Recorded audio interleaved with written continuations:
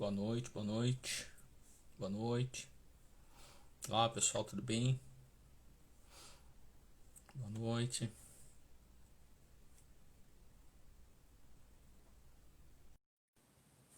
Aguardando o Dr. Ricardo, ele já está entrando. Boa noite, Sérgio, boa noite, Isabel. Olá, boa Boa noite, Ricardo. noite, tudo Opa, tranquilo? tudo bom? Tudo jóia?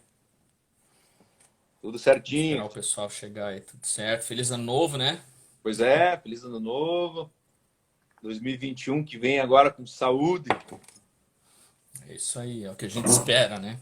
É, Vamos lá, esperança. esperar o pessoal entrar aí. Boa noite, pessoal, vamos lá. Boa noite, boa noite.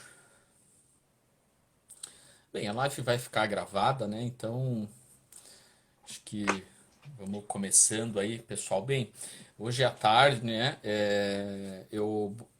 Tanto eu quanto o Ricardo, a gente abriu uma caixinha de perguntas e respostas aí. Aliás, uma caixinha de perguntas, né? Para o pessoal mandar dúvidas aí sobre o que a gente iria falar hoje à noite, né? E curiosamente, assim, entre tantas as perguntas que a gente costuma receber, né?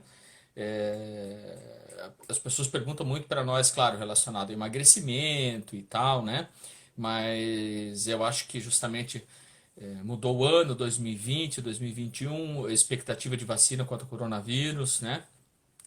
Então o pessoal acabou perguntando bastante coisas relacionadas ao Covid aí e qual a expectativa para 2021, né? E para quem não sabe, né? é, Acho que muita gente segue eu e o Ricardo, mas quem é do meu Instagram aí não segue o Ricardo, né? Então que comecem a seguir o Ricardo aí. O Ricardo, ele é cirurgião cardíaco, né? Se formou numa ótima faculdade, PUC Paraná, né, Ricardo? A gente é colega de faculdade e colega de turma. Mas o Ricardo é cirurgião cardíaco e ele atua atualmente, né? Ele trabalha no Hospital Angelina Carol, em Curitiba, e no Hospital São Vicente, em Curitiba também. E no Hospital São Vicente, o Ricardo ele tem atuado desde o ano passado, né, Ricardo? Sim. Desde que começou a pandemia aí, o Ricardo já está vários meses atuando na linha de frente do Covid, né? É, Então ele está atendendo UTI Covid desde o ano passado. Então a pessoa que está por dentro das últimas notícias aí, tratamentos de Covid e tudo, né? É, o Ricardo também, assim como eu aqui em Joinville, né? O Ricardo, eu já sou pós-graduado em nutrologia, o Ricardo está quase terminando a pós-graduação dele, né? Falta só o TCC, né, Ricardo? Vamos ver se manda isso aí esse ano, né? É, Mas o Ricardo, ele é um estudioso de alimentação também, low carb, cetogênica, carnívora, então, e tá diferente com o Covid, né? Então, diante de tantas perguntas que acabaram surgindo, né? A gente sempre acaba caindo muito na questão low carb, emagrecimento, tudo, mas surgiram várias perguntas, então esse início aí a gente vai focar um pouquinho Vamos falar um pouquinho de Covid, qual é o papel da alimentação, qual é o papel da obesidade, né? Por que que se fala tanto? Por que que o obeso ele é um grupo de risco, né? Então vamos entrar nesses detalhes aí. Ó, pessoal, vou pedir para vocês aí, compartilhem aí, né? Onde tem um aviãozinho aí, mandem para os amigos aí, e tal, mandem, né? Para todo mundo que precisa aí de informação aí, e que está curioso para saber um pouquinho mais sobre o Covid, então compartilhe a live aí, faz favor, ajudem a gente aí, vamos levar informação hoje aí de qualidade para todo mundo, né? Então, esse início aí da live, não sei, talvez seja a live inteira, vamos ver, a gente vai focar um pouquinho, então vamos falar um pouquinho de Covid e alguns aspectos aí relacionados à obesidade, imunidade, alimentação, vitamina D e por aí vai, né, Ricardo? sim, sim. Quer te apresentar aí pro pessoal, Ricardo? Bem, eu sou o Dr. Fábio, né? Eu sou médico em Joinville, Santa Catarina. Eu sou ginecologista e pós-graduado em nutrologia, né? Atendo nas duas áreas. Trabalho muito com emagrecimento aqui em Joinville, melhora da condição física, hipertrofia, na área ginecológica também, reposição hormonal, né? Formado na PUC Paraná. Ricardo te apresenta aí. Eu sou médico, cirurgião cardíaco, né? Eu sou responsável pelo transplante cardíaco aqui do Hospital Angelina Caron, da região metropolitana de Curitiba, e trabalho também já desde o ano passado no Hospital São Vicente na parte de UTI, como intensivista e, na verdade, trabalhando na linha de frente nas UTIs Covid. Né?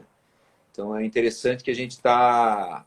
essa live vai conseguir dizer e mostrar para vocês o que a gente aprendeu, né? Todo esse tempo agora, todos esses meses aí de medo e pânico e o que funciona e o que não funciona para o Covid. Perfeito, Ricardo. Vamos começar pelo básico, né? Então, acho que hoje já está bem batido, mas não custa nada, né? Sinais, sintomas aí, fisiologia do Covid, Ricardo. O que tu tem pego mais aí? O que tem, como que tem se apresentado o quadro clínico? Então, a gente sabe que o Covid, né, o SARS-CoV-2, que é essa nova cepa que acabou mutando, porque o SARS-CoV-1 ainda é um vírus animal, que daí agora está começando a entrar para os humanos, né? Então é uma mutação. Ele entra nas células através dos receptores de angiotensina 2. Esses receptores eles estão presentes em várias regiões do corpo e aonde ele está presente vai dar sintomas por causa da infiltração viral. Esses receptores eles funcionam como um conjunto, é o sistema renina-angiotensina-aldosterona, que ajuda a controlar a nossa volemia, a nossa pressão arterial. Então é muito comentado em pacientes que têm pressão alta, tudo, acaba entendendo um pouco melhor essa parte. Mas então o que acontece? Ele entra na célula por esses receptores. Nos nossos pulmões são os lugares onde mais tem os receptores de angiotensina 2. Consequentemente, os pulmões são os mais afetados. Os pneumócitos, que são as células pulmonares, eles se infiltram muito rápido por causa da presença do vírus. Então, os sintomas respiratórios são os mais comuns. Você vai ter lá um quadro viral de gripe, né? A pessoa sente lá um peso no peito, começa a ter uma tosse, um sintoma de cansaço, e que isso pode evoluir rapidamente para quadros respiratórios graves, que seriam a pneumonia viral, que é o infiltrado maciço de vírus em todas as células dos pulmões. Além disso, ele também vai em outros lugares onde tem receptores. Então, no sistema nervoso central, ele também atua. E é muito comum a pessoa apresentar cefaleias, dores persistentes, começa a ter alteração de paladar e alteração de cheiro, a anosmia, né, que todo mundo fala, é muito comum. Então, por alterações do sistema nervoso central, podendo levar até quadros de encefalite, que é uma inflamação do cérebro, levando a alterações de nível de consciência associada com a hipóxia por causa do pulmão. Além disso, o sistema do trato digestivo tem receptores também. Então, é bastante comum essa alteração do paladar, às vezes náuseas, e a pessoa ter diarreia. Tá? Então, isso é um sintoma bastante relatado também. E, por fim, né, os vasos sanguíneos têm receptores de angiotensina 2. E uma das complicações que mais agravam, principalmente a doença pulmonar, são as trombólises. Então, você começa a ter a formação de trombos. Se acontecer no pulmão, forma um tromboembolismo pulmonar. E se tiver o infiltrado intersticial, leva à insuficiência respiratória, que é o que tem complicado mais, né? Os pacientes que agravam, que vão para a UTI, são justamente esses que têm a associação da pneumonia junto com a trombólise. Né? Então, essa é a fisiopatologia básica com sinais e sintomas. A defesa, daí o que o organismo vai fazer? Né? Você está com vírus, ele começou a se replicar e ele começou a atuar. Quem que vai nos defender? Como é que funciona a nossa imunidade? Então, nós temos células de defesa, claro, os leucócitos. Nós temos agranulócitos e granulócitos. Os granulócitos, que são os neutrófilos, eles cuidam das infecções bacterianas, né? Outros tipos de antígenos que entram no nosso corpo. Já os linfócitos e os monócitos, que são agranulócitos, eles vão cuidar da resposta imunológica ao vírus. Então, quando uma célula é infectada, ela vai liberar citocinas inflamatórias, que são substâncias que vão chamar os leucócitos que ela precisa que venham para lá.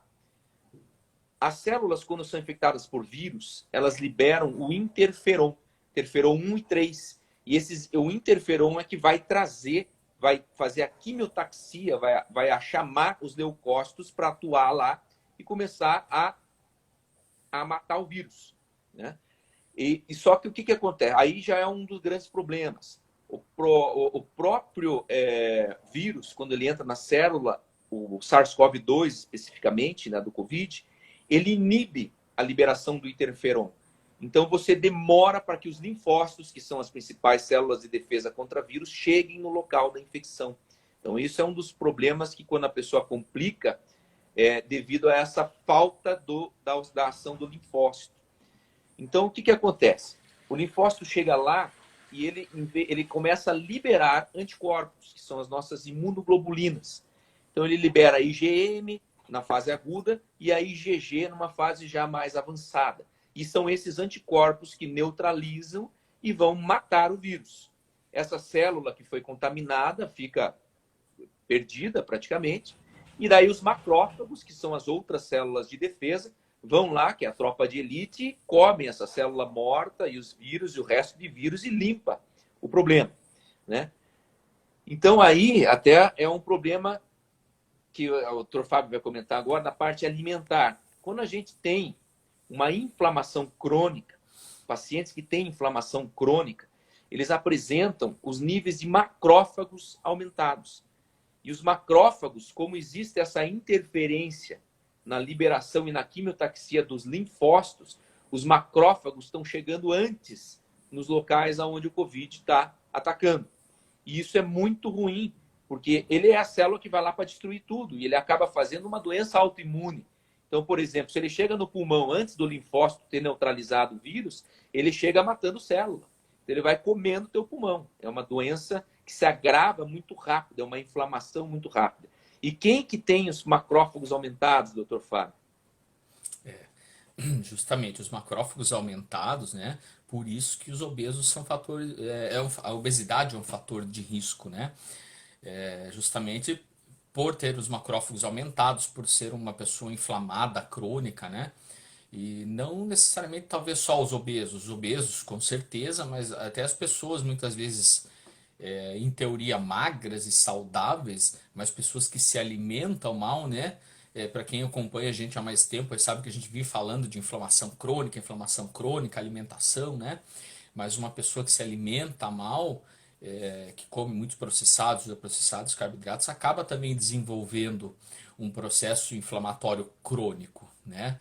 E assim como os obesos também têm essa predileção, vamos botar assim, né? Também tem esse excesso aí de macrófagos e que acabam alterando aí a imunidade, né?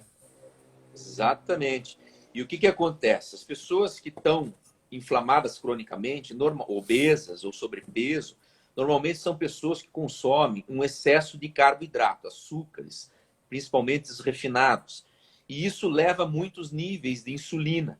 E a insulina, ela é famosa por evitar e muitas vezes diminuir a absorção de vários micronutrientes. E um deles é a vitamina D.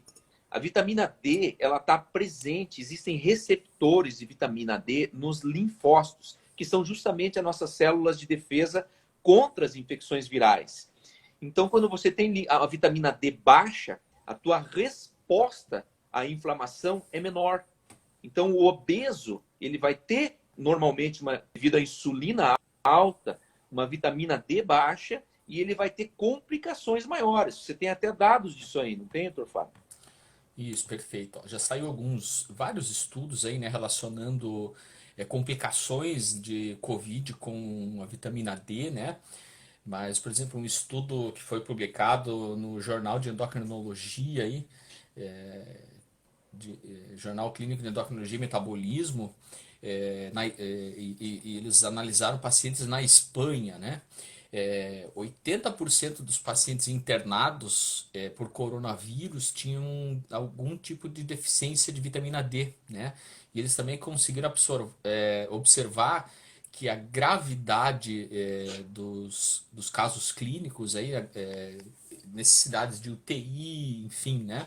Quanto menor a vitamina D no sangue, a dosagem de vitamina D, tende a ter uma maior gravidade, né? Então a vitamina D ela tem um papel fundamental aí na questão imunidade e sintomas mais graves ou menos graves aí relacionados ao Covid.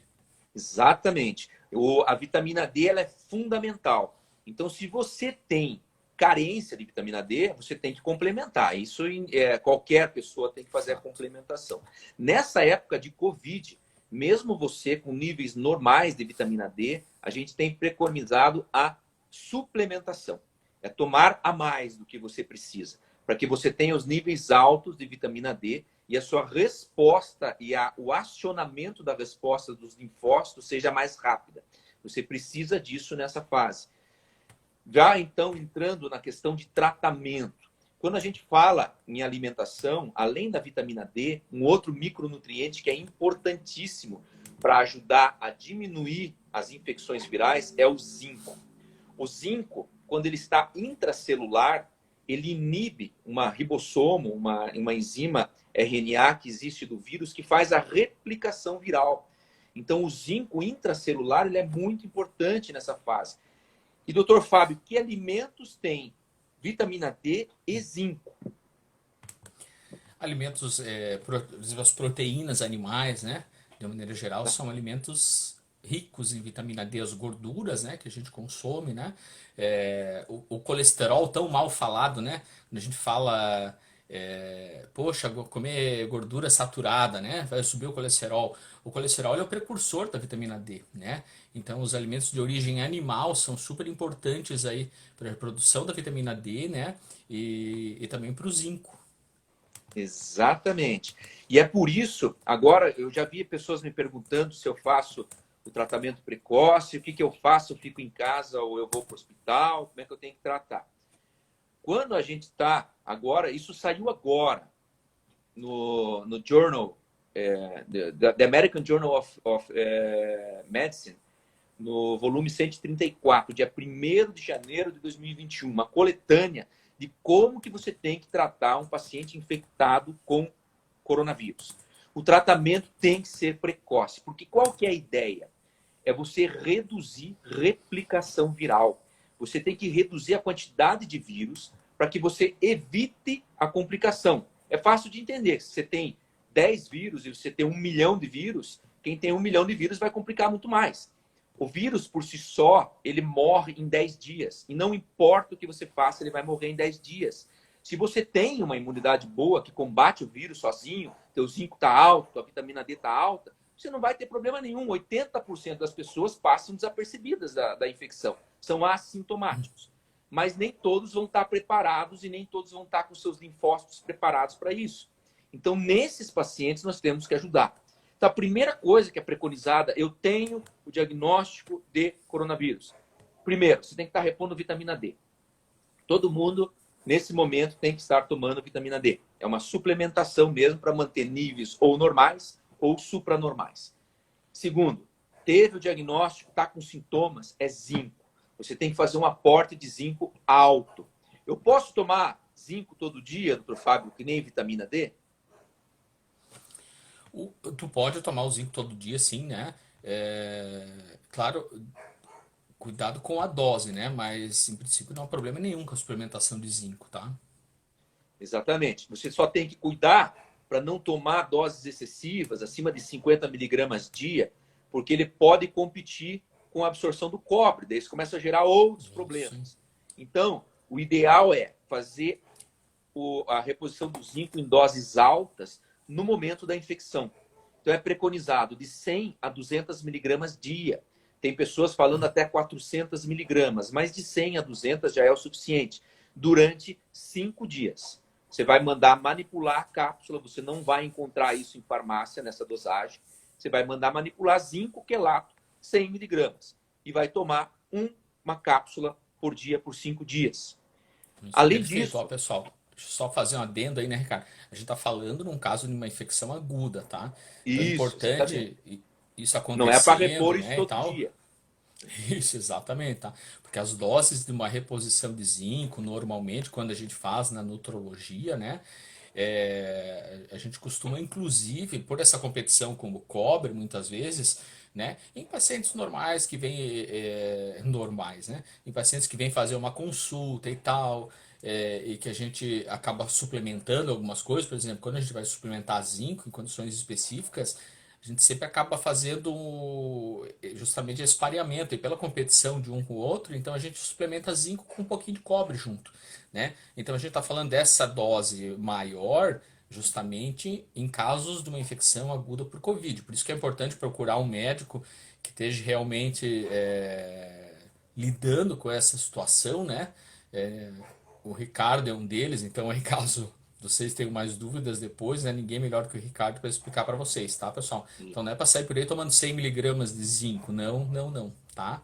Não, Então exatamente. Você vai tomar a partir do momento que você está com o diagnóstico feito.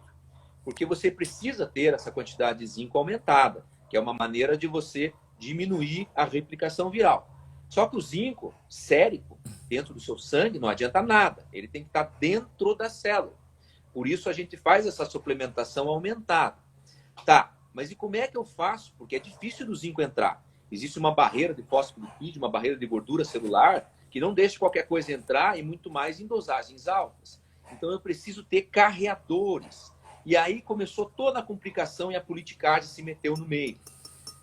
Porque existem carreadores naturais do zinco, que todo mundo conhece, que são os antiparasitários. Hidroxicloroquina, ivermectina e nitazoxamida, que é o ANITA.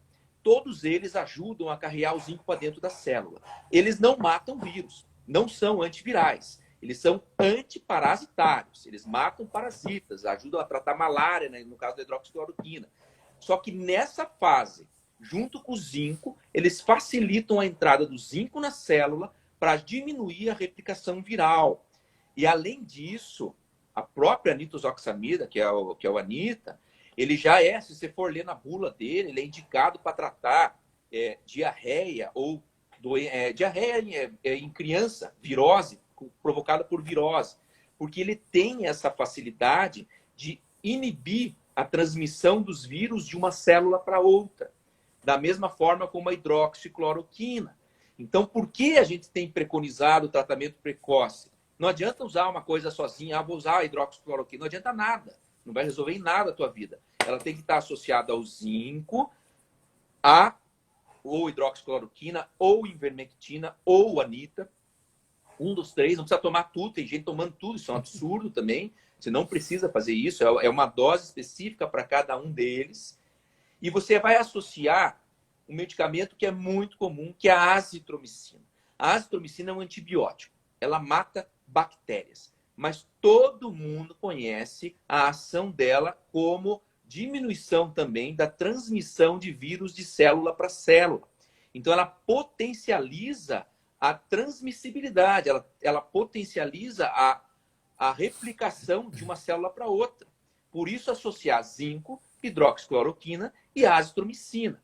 Além do que, a resposta inflamatória que o SARS-CoV-2 provoca é muito alta. Ele faz uma cascata de citocinas e atividades inflamatórias que começam a fazer doença autoimune, começam a prejudicar, não pela presença do vírus, mas pela presença da inflamação. Então, a azitromicina tem um potencial anti-inflamatório. E por que funciona? E quando que funciona? Não adianta nada você começar a tomar isso depois que você já está com sintomas com 6, 7 dias. Porque daí o vírus vai morrer em 10 dias, acabou. Você não adianta mais fazer esse tratamento. Esse tratamento é justamente tratamento precoce. Ou você usa no começo, ou você não usa. E essa é a grande dificuldade, foi a grande dificuldade dos trabalhos que fizeram, porque é quando o paciente chega para você. A orientação do fique em casa e venha quando estiver morrendo foi criminosa. Criminosa. O Mandetta, me desculpe, mas eu tenho que falar. O Mandetta tinha que ser preso. Isso aí foi criminoso a maneira como foi colocado. Isso daí. Porque não pode, você tem que fazer o diagnóstico precoce, senão você não consegue minimizar a complicação. Como é que você faz o diagnóstico precoce? Fazendo teste. Você tem que ir lá pegar o PCR para ver se acha o bicho. Outro problema. Não tínhamos a quantidade de PCR para fazer o diagnóstico precoce. Começaram com essa porcariada de fazer teste rápido. Teste rápido não adianta nada. Teste rápido, que é IgG, IgM, isso é imunoglobulina. Só vai aparecer depois que a resposta inflamatória veio, depois que você já está com infecção, depois de pelo menos 15, 20 dias. Então as pessoas vão lá, estou com Covid. Não, você já teve. Diagnóstico de IgG, IgM é mais para frente, não é nessa fase. E é muito confusional, porque ele não é específico e não é sensível. Dá muito falso positivo, muito falso negativo. Então não adianta. Você tem que fazer o PCR. Só que o PCR, que a gente conhece, que é aquele padrão, não existe em fabricação agora, já existe mais. Eles começaram a criar PCRs de teste rápido. PCR que fica em 2 horas pronto. Esses testes vieram muito mal padronizados e com muita diferença de resultado. A gente está tendo falso positivo, que não era para ter. PCR é para dar falso, não é para dar falso positivo, porque ele é específico. Ele vai lá e vai ver uma proteína que tem na membrana do SARS-CoV-2. Ele dá positivo, é para ser positivo. Você tem que estar contaminado. E o que a gente está vendo é que está tendo PCR positivo, sem sintomas, e depois sem IgG, sem IgM. A pessoa não se contaminou. Então, nós estamos tendo muito falso diagnóstico. Aí a pessoa fala que, eu tive de novo. Não, você não teve na primeira ou não teve na segunda. Em algum momento, aí teve um erro de diagnóstico de exame. Então, a gente se baseia muito na clínica. Infelizmente, a clínica é soberana. Tem sintomas gripais, com anosmia, com diarreia, com cefaleia intensa. Vai fazer o PCR imediatamente. Já pode começar a tomar uma dose de zinco maior.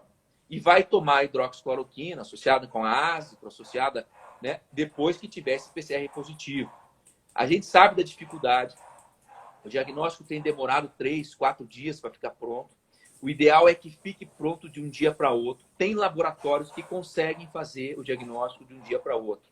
Então, começou com o mínimo de sintoma, que pode ser uma dor de cabeça, mas você suspeitou de gripe, faz o PCR. Porque tendo sintoma, você já tem vírus circulante. Você vai enfiar um algodão, um cotonete lá e vai conseguir pegar células contaminadas. E daí, porque tem que ter célula contaminada na parte respiratória. E daí você consegue fazer o diagnóstico. Tratou 5 dias, tratamento precoce, melhorou sintoma, estou bem, tranquilo. Não vai deixar de acompanhar. Vai ter que fazer em uma semana alguns exames, por isso que tem que ter um médico coordenando isso daí.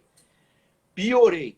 Comecei com sintomas respiratórios, tosse persistente, falta de ar, cansaço, não estou me sentindo bem, já deu 5 dias de tratamento. Você vai ter que tomar medicamentos para reduzir a atividade inflamatória. Aí não é mais replicação viral, aí é a inflamação que está chegando. Você vai usar corticoide, aí essas doses de corticoide vai depender do seu médico, pode ser a prednisona, pode ser a prednisolona. Se ele achar que você precisa internar, fazer solumedrol internado, você vai fazer. E vai utilizar muitas vezes, dependendo da gravidade, porque você vai daí fazer exames para saber o que está acontecendo. Tomografia de tórax em paciente sintomático é fundamental. Dosagem do dímero D no sangue para pacientes também é fundamental, porque vai levar ao internamento ou ao tratamento em casa, que vai ser ou em comprimidos ou injetável, dependendo de onde você estiver. E daí você vai associar o corticoide. A colchicina também tem sido utilizada, que é um imunossupressor que diminui essa atividade inflamatória que você produziu em excesso. E para pacientes que já são suscetíveis a trombólise, já tem doença documentada, aterosclerose, já tem problema cardíaco, trombose de perna, trombose venosa, mulheres que usam anticoncepcionais, que já aumenta a chance de coagulação, você vai dosar o dímero D. Se ele vier alterado, você vai anticoagular esse doente. E daí, os pacientes que já estão suscetíveis a isso, já têm esse histórico, já vão ser anticoagulados no começo. E a anticoagulação é feita com aspirina, 81 miligramas, e com enoxiparina. A enoxaparina, ela é injetável, por isso que você tem que ter um médico, porque ele vai dizer quanto que você vai tomar. Se você for colocado em casa, vai ser uma dosagem menor. Se você for internado, vai ser uma dosagem maior. E ela pode ser substituída por alguns anticoagulantes via oral. Então, isso é muito pessoal. Não é só achar que é um tratamento igual para todo mundo. Tem que ter o seu médico coordenando isso. E vai ajudar. E esse tempo de anticoagulação, esse tempo de corticoide vai ser baseado na sua resposta clínica, vai ser baseado nos seus exames de controle. Então, nós temos tratamento para o Covid. Aí você vai dizer, mas por que fizeram politicagem? Não interessa quem começou, se foi lá em cima, se foi lá embaixo. Politizaram a situação. Colocaram políticos mandando no lugar de médicos. E isso deu o que deu todo esse pânico generalizado, deu todo esse problema. Vamos colocar em porcentagem, 20% das pessoas vão ter sintomas que vão procurar o médico, 80% é assintomático. Desses 20%, 5% vão complicar, vão precisar internar e vai ter uma mortalidade em cima desses 5%. E vai ser em torno de 3 a 4% do montante dos 20% que tiveram sintomas. É uma mortalidade até meio baixa, pensando em infecções respiratórias, porque muitos poucos, né, acabam procurando o tratamento. Mas quando chegam lá, é difícil de controlar. Mas quem fez o tratamento precoce, quem seguiu toda essa rotina, a gente consegue diminuir uma mortalidade, presta atenção, de 3% para 1%. É muito, pessoal, é muito. A gente chega a ter 80% a menos de morte. Pense assim, a cada 3 ou 4 que iam morrer, um morre. É uma mortalidade alta? É alta. Mas olhe como diminuiu. E como podia ter diminuído desde o começo dessa pandemia. Quantas pessoas podiam ter sido salvas se tivessem tido uma coisa centralizada na mão de um ministério, na mão de uma orientação médica e ter feito a coisa da maneira certa.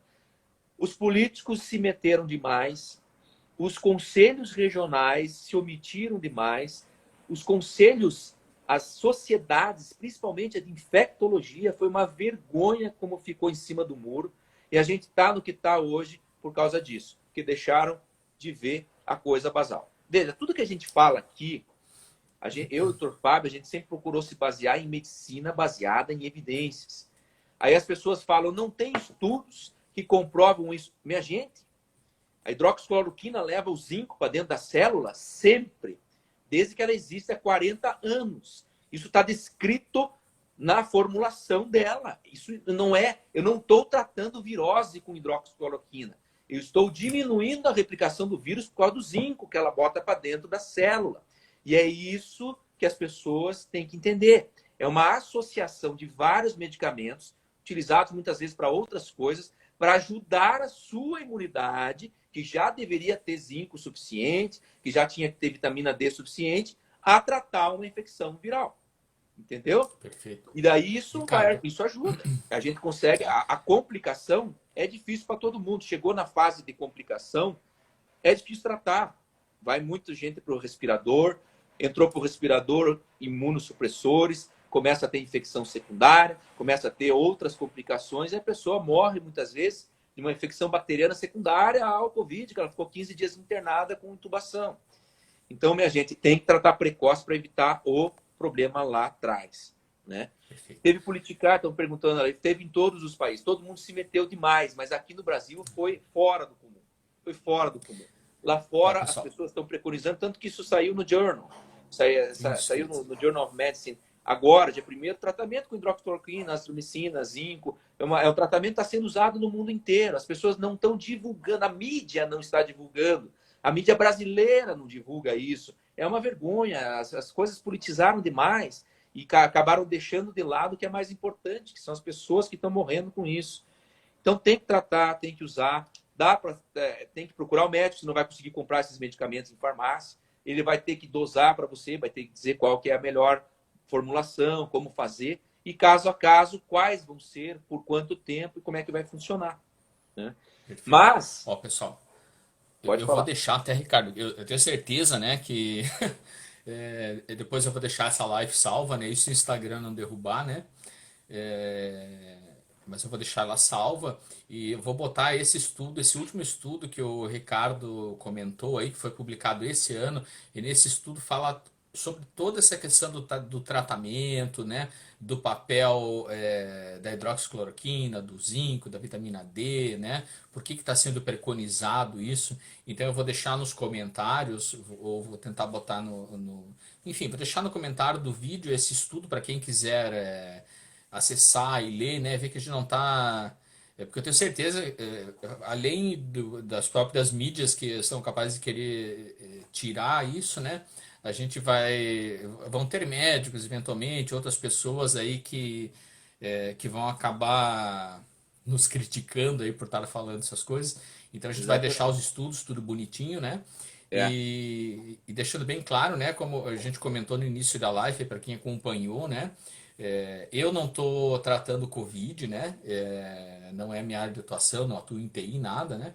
Mas o Ricardo vem acompanhando isso, então ele pode falar com muita autoridade, porque ele tá lidando dentro da UTI há mais de 6 meses trabalhando com esses pacientes e estudando, e lá eles estão desenvolvendo, fazendo uma série de protocolos para chegar nesse protocolo atual, tá? Então não é uma coisa assim, doutor Ricardo e o doutor Fábio tiraram coisa da cabeça ali, não. Né? é, Isso que a gente está colocando está sendo baseado principalmente nem na minha experiência, né? Até porque eu não estou tratando, mas no que o Ricardo está acompanhando dentro da UTI, né? E tá. baseado em estudos que o pessoal ali da UTI de São Vicente está se utilizando, estão tratando e estão vendo na prática aí, né, os resultados, né, Ricardo? Exatamente. Ó, é interessante esse artigo. Ele foi publicado dia 1º de janeiro agora de 2021. Está no The American Journal of Medicine, o volume 134, da página 16 a 22. Por que eu cito esse artigo? É que ele fez uma compilação para conseguir fazer um protocolo de atendimento.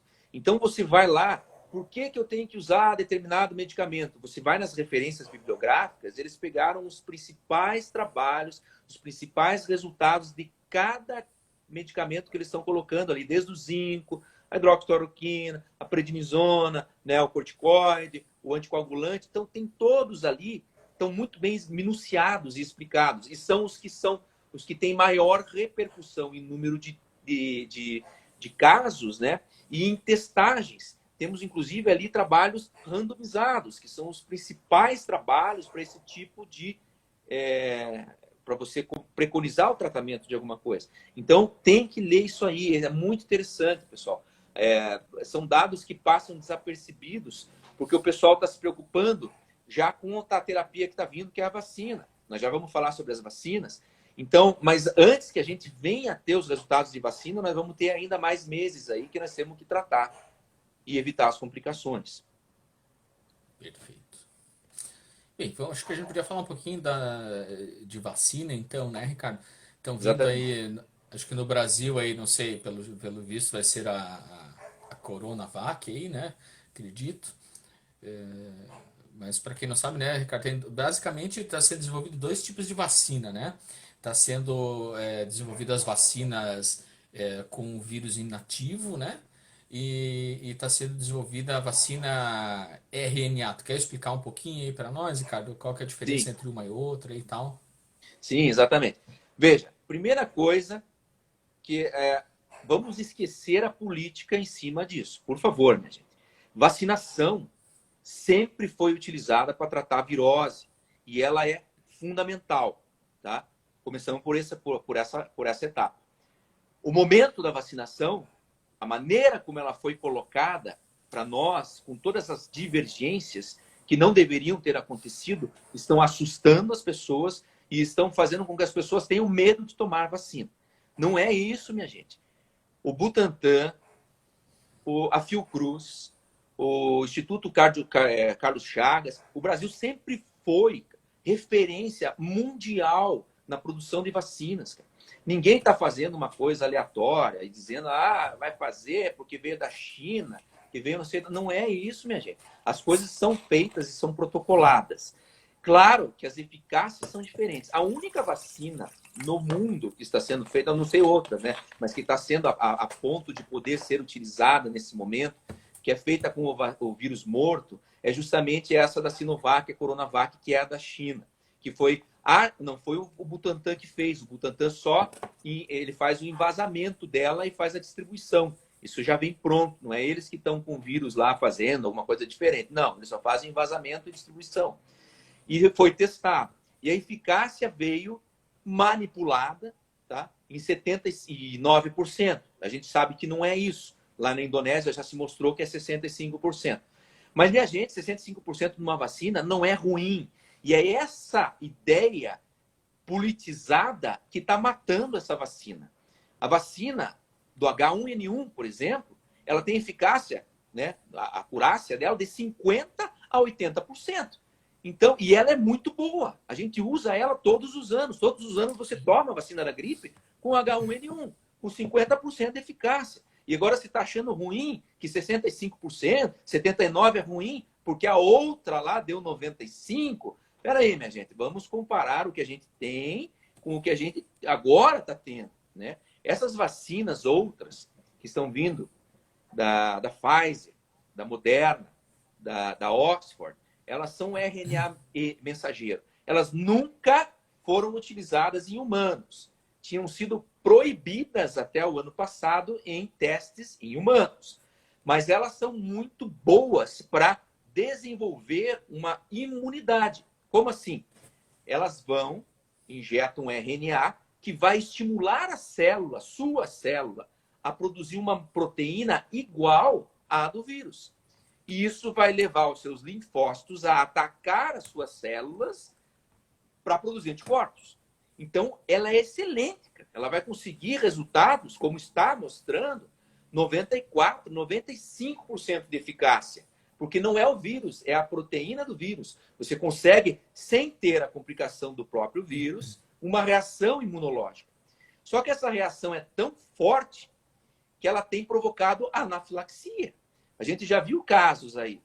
Não é que ela é a única. A outra pode provocar também. Todas as vacinas, você está injetando um antígeno diferente no teu corpo, você está forçando uma reação inflamatória. Só que elas fazem uma reação maior. Então, elas fazem mais sensibilidade. Então, consequentemente, elas vão ter mais complicações. Mas são complicações previsíveis. E é isso que as pessoas estão com medo. Ah, mas morreu um lá. Tá, mas foram 100 mil vacinados. Morreu um. Vai morrer com a Coronavac. Vai morrer sem tomar a vacina, porque vai ter a reação do vírus. E vai morrer muito mais sem a vacina. Porque nós não temos ainda uma maneira de controlar eficazmente todos os pacientes no começo. Se a gente soubesse exatamente, peguei o vírus hoje, fizesse tratamento precoce, nós não ia precisar vacina. Porque a gente ia conseguir tratar a maior parte das complicações. Mas nós não sabemos quem tem. As pessoas procuram tardiamente. As pessoas estão com medo de ir no hospital, porque estão com tosse, estão espirrando, esperam 3, 4 dias, chegam lá com 6, 7 dias de doença. Aí não dá mais para tratar. Aí a gente vai tratar complicação. Então, a vacina serve muito bem, pessoal. Vocês não tenham medo da vacina.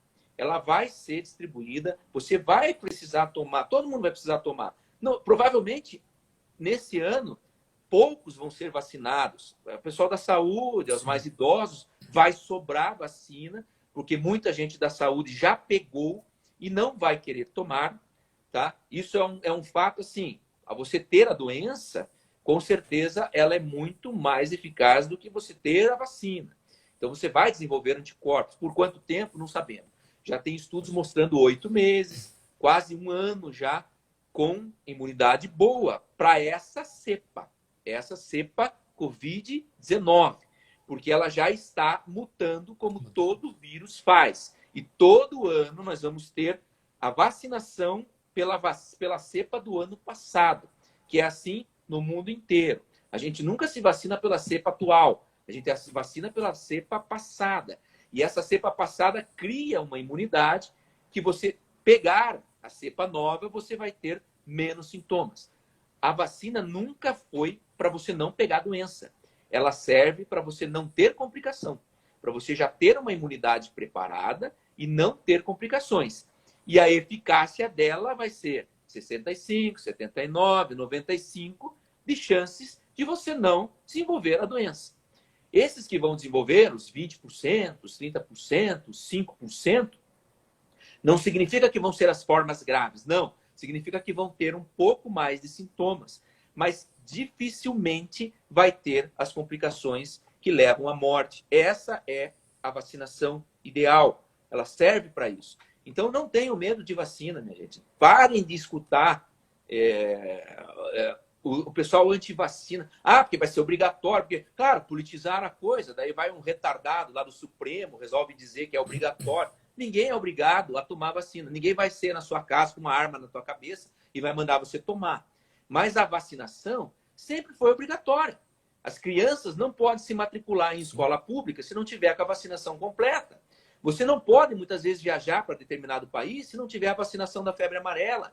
Isso vai ser sempre. Agora, se você pretende, não vou agora, nesse momento, viajar, eu não vou, eu peguei o Covid, eu tenho medo da vacina, eu não tenho os resultados na minha mão, eu quero ler os resultados, eu quero ter tempo, tudo bem, é uma opção sua. Mas não vai lá incentivar as pessoas a não tomarem. Não faça isso. Isso é um absurdo, isso é contra a medicina. Tá? A vacinação vai funcionar. Nós temos, não é a esperança, nós sabemos, isso sempre funcionou. Sempre foi assim. Ninguém vai injetar micronanos que você vai transformar o teu DNA, você vai virar um mutante. Não existe isso, minha gente. A gente não está fazendo nada diferente do que foi feito. Esse RNA, que é a primeira vez que é feito em humanos, ele é uma maneira diferente de estimular a tua imunidade. Ele vai estimular e vai sumir. Ele não vai ficar lá aderido ao seu DNA e você vai mutar, vai fazer câncer, vai morrer. Não é isso. Não existe. Para o pessoal entender é uma um maneira pouquinho, de estimular Ricardo. o teu anticorpo. Isso. Só o pessoal entender um pouquinho, então, a diferença entre uma e outra, né? Então, a vacina com o vírus, Morto, inativo, atenuado. né? Atenuado, então assim, é o próprio vírus atenuado, como a gente está colocando, né? Então é o vírus que faz com que a gente comece a produzir anticorpos, né? E essa Nessa da RNA, Sinovac é o vírus morto mesmo, é o vírus isso é o inativo. vírus inativo. E a RNA, o que que ela faz, né? É uma proteínazinha que vai lá e estimula nossas células a produzirem uma proteína semelhante a uma partezinha da proteína ali do vírus. E daí as nossas células produzem essa proteína semelhante ao vírus que faz com que o nosso corpo desenvolva os anticorpos contra o coronavírus, tá?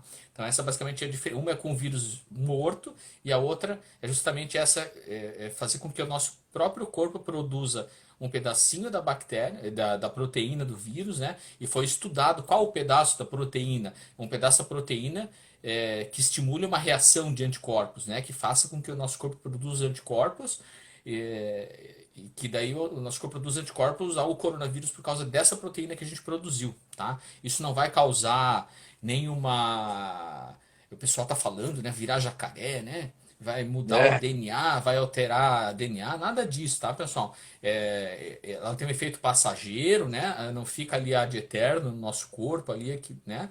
Então ela vai produzir essa resposta, a gente vai produzir por um determinado período essa proteína semelhante à do vírus, produzir os anticorpos e acabou-se ali, né? Exatamente. Então, o que que vai acontecer? O nosso corpo ele é esperto, vamos dizer assim, né? Eu vou falar num português mais simples aqui para vocês entenderem. Então a gente teve contato com essa proteína, produziu os anticorpos, vai causando uma reação maior ali no início, que pode acontecer daí dos efeitos colaterais, anafilaxia e tal. Ok, passado esse período crítico, vamos dizer assim, da exposição à vacina, óbvio, isso vai se acabar, não vai durar eternamente, mas o nosso corpo ele tem uma memória imunológica, né? E quando a gente entrar em contato com o vírus, essa memória imunológica lá dos linfócitos, isso vai ser ativado e daí a gente vai começar a produzir os anticorpos, tá? Isso. Então, né, num português assim mais simplório, essa é a diferença entre uma e outra, tá, pessoal? Exatamente. E daí a dúvida, né? O pessoal assim, mas eu peguei o coronavírus. Eu pego de novo? Essa cepa não. Você tem anticorpos contra essa cepa. Esse negócio de recontágio, ou a pessoa pegou outra cepa, porque o vírus realmente está mutando. Esse é o vírus de 2019, nós estamos em 2021. Com certeza já tem mutações da cepa. Só que a resposta, mesmo com uma mutação da cepa, vai ser muito menor. Você vai ter menos inflamação, porque o teu corpo está preparado, ele já tem os seus anticorpos para produzir isso. Isso não muda. Pessoal, não é para se basear em quantitativo de IgG. O IgG, que é a resposta imunológica, ele vai aumentar depois de 20 dias, antes disso não aparece, e ele vai dar um pico. Ele vai subir, subir, subir, subir, e depois ele vai baixar. Sim. Porque você não precisa ter anticorpos de IgG circulando contra o coronavírus se você não tem coronavírus no teu corpo. Mas a tua resposta celular, que são os seus linfócitos T, que foram sensibilizados, os CD8, que fazem a liberação dos teus anticorpos, eles estão sensibilizados. Entrou em contato um vírusinho do coronavírus de novo no teu corpo, bateu na célula, a célula vai avisar o linfócito dele, vai tacar IgG em cima e vai matar. Você está imune a essa cepa. Então não existe supervírus, não existe recontágio da mesma cepa. Existe sim diagnósticos errados, PCRs errados, falso positivos e falso negativos, IgGs errados, falso positivos, falso negativos, e daí sim históricos de peguei uma vez e peguei a segunda vez. Ou uma era e a outra não era, ou a primeira era e a segunda é uma diferente, ou não existe recontágio. Isso é importante que vocês entendam, porque isso é imunologia básica. Isso não tem nada, eu não estou inventando nada. Isso é assim. Nosso corpo sempre funcionou dessa forma. Você toma a vacina de sarampo, você cria anticorpos contra o sarampo. Você não vai ter lá um IgG alto de sarampo pro resto da tua vida. Mas ele está lá. A célula foi sensibilizada, o linfócito T foi sensibilizado. E a sua resposta celular vai produzir IgG quando precisar. Entendeu? Você pode até ter lá uma queda de IgG ao ponto de ele dar falso negativo. Não deu meu IgG caiu, eu não estou mais imune. Você continua imune, a tua resposta celular é a mesma. É o que eu falei, existe uma memória imunológica, né? A gente não produz anticorpos o tempo inteiro. A gente produz anticorpos a partir do momento que o teu corpo detecta, né, um antígeno, né? A partir do momento que tu entra em contato, né, existe essa memória imunológica por causa dos linfócitos e faz com que a gente volte a produzir anticorpos, tá? Perguntaram ali várias vezes a questão da gestante, em princípio, pelo menos até onde eu li, né, não está liberado para gestantes, tá? Faltam estudos ainda em gestantes e tal. Então, Nem acho que nesse crianças. primeiro momento, Crianças também não vão ser vacinadas. tá? Então, para esse ano, é o que o Ricardo falou ali, é muito provável que esse ano seja limitado, né? A vacina, infelizmente, não vai ter para todo mundo, né? Inicialmente, né? Então, existe uma ordem aí, em princípio, acho que os profissionais de saúde, depois os idosos, grupos de risco, né? Então, até chegar na população de forma geral, né? Deve demorar Nós um temos pouco ainda, tá? dificuldade, inclusive, que é o caso da Pfizer, que é a alemã, e da Moderna, que é a americana, que é a preservação a baixas temperaturas. Então, menos 75, menos 25. Não existe estrutura para ter esse tipo de vacinação no Brasil inteiro, de uma maneira rápida. Elas vão vir para nós também, mas elas vão ser muito menos e muito mais limitadas. Então, nós vamos acabar tendo muito da Coronavac e nós vamos ter também a da Oxford, que podem ser colocadas em geladeira e que tem resultados bons. São resultados aí de 70% a 90%. É importante ter uma imunização básica para você evitar as complicações. Se a gente pensar no raciocínio lógico, né, 80% das pessoas já são imunes. Elas são assintomáticas quando pegam. 20% dessa população é que precisa de uma ajuda para complementar a sua imunização, que tem menos imunidade. E são essas que vão se beneficiar com a vacina. Como a gente não sabe quem é, o ideal é que todos tomem. A gente vai ter que fazer a vacinação para todos. Mas no primeiro momento, não vai ter. No primeiro momento vão ser quem está na frente, quem é área de risco, quem é idoso, né, pacientes institucionalizados e assim vai. Então, criança, mulher grávida não vai vacinar esse ano. Duvido que consiga vacinar esse ano. Não tem nem experiência nisso. Crianças abaixo de 16 anos nem foram testadas. Porque já se viu também que elas têm uma imunidade muito diferente. A resposta imunológica delas é muito mais rápida e não dá tempo de ter complicações graves como tem os adultos. É uma resposta imunológica daquela via interferon, que é inativada pelo SARS-CoV, que é diferente na criança. E ela consegue ter uma resposta melhor. Tanto que elas não são tão transmissíveis, não transmitem tanto quanto os adultos. Que foi um grande erro que no começo a gente entende, que era tirar a criança da escola e que depois a política manteve fora da escola. Isso foi um absurdo, isso foi criminoso. Deixar a criança dentro de casa, criança depressiva, não estudando, perdendo o ano escolar por uma doença que não é transmissida para elas. E o pior, colocando na cabeça das crianças que elas iam pegar a doença, iam transmitir para os avós e os avós iam morrer. Que as crianças iam ser o veículo de assassino dos avós. Isso, pô, olha o psicológico da criança, como é que fica. Isso é um absurdo. E tanto que em qualquer lugar do mundo, as pessoas voltaram às escolas e agora são as últimas que estão sendo paradas de volta nessas segundas ondas, são as escolas, porque não é a criança o problema. Ah, mas o professor que está lá, o professor vai manter distanciamento, vai ter educação, vai ter higiene. Criança que está doente não vai para a escola, é óbvio, né? Vai ter que ter todo um controle, mas não é para deixar a criança em casa. Isso foi um absurdo. Então, não se preocupem quanto a isso. Crianças, tanto que elas não vão ser vacinadas. Ninguém está se preocupando em vacinar a criança. Nós estamos preocupados em vacinar idoso, pessoas que têm deficiência, imunossupressão, pacientes que já têm doenças crônicas, o diabetes, o hipertenso, o obeso vai entrar, porque o obeso é grupo de risco. Então, a gente vai... São as pessoas que são grupo de risco. E depois todo mundo vacinar. Isso é óbvio, todo mundo tem que vacinar. Isso é a ideia de ser contra a vacina é uma ideia de ser contra a saúde. Não tem como ficar levando isso. Claro, gerou muita dúvida por causa da política. Mas os órgãos competentes lidam com isso. E o seu médico, os médicos, vão saber te orientar. Então, se o teu médico tem dúvida, opa, o que está acontecendo? Vamos procurar, vamos se informar junto. Vamos pegar onde que estão os dados que foram compilados de todas as vacinas. Esses dados já estão disponíveis. Eu já li o da Pfizer, eu já li o da Moderna. Então, a gente tem dados já para eficácia. O que a gente não tem é a longo prazo. Só que todo mundo sabe quais são as complicações a longo prazo de vírus. Doenças neurológicas, síndromes de Guillain-Barré, miocardites, vários tipos de inflamações no nosso organismo. Mas como todo vírus, isso é mínimo durante uma vacina. Porque você está dando um vírus ou morto, ou um RNA que está produzindo uma proteína do vírus, que não vai desenvolver a doença SARS-CoV-2, a doença Covid-19. Então, você não tem que ter medo da complicação da doença Covid-19. Você vai ter as complicações que existem inerentes a qualquer vacinação e que é minimizada. Isso é 0,0 alguma coisa. Pode acontecer? Pode, aconteceu já. E daí eles noticiam só o que acontece. Não é dessa forma. A gente tem que noticiar tudo. Eu me recordo, inclusive, Ricardo,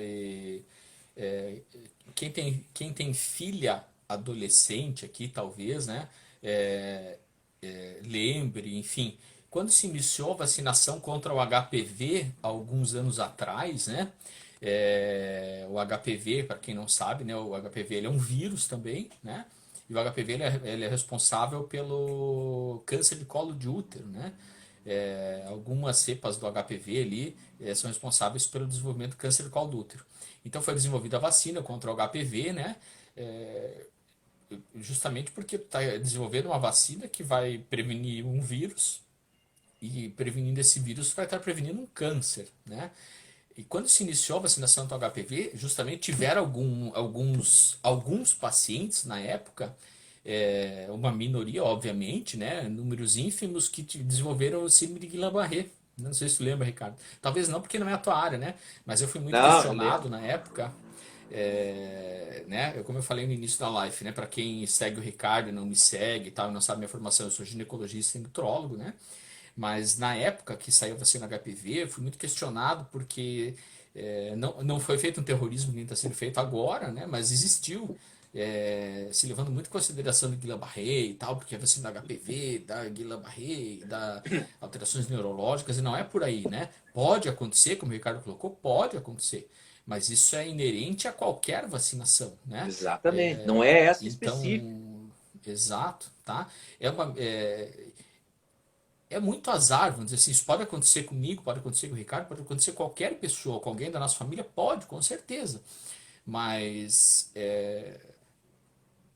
poxa, no meio de milhões de pessoas, né, foram acometidos no efeito colateral grave, infelizmente pode acontecer, mas a gente pode desenvolver efeitos colaterais graves tomando um remédio, né? Tu pode fazer uma hepatite química tomando um paracetamol, tu pode fazer uma aplasia de medula tomando dipirona, né?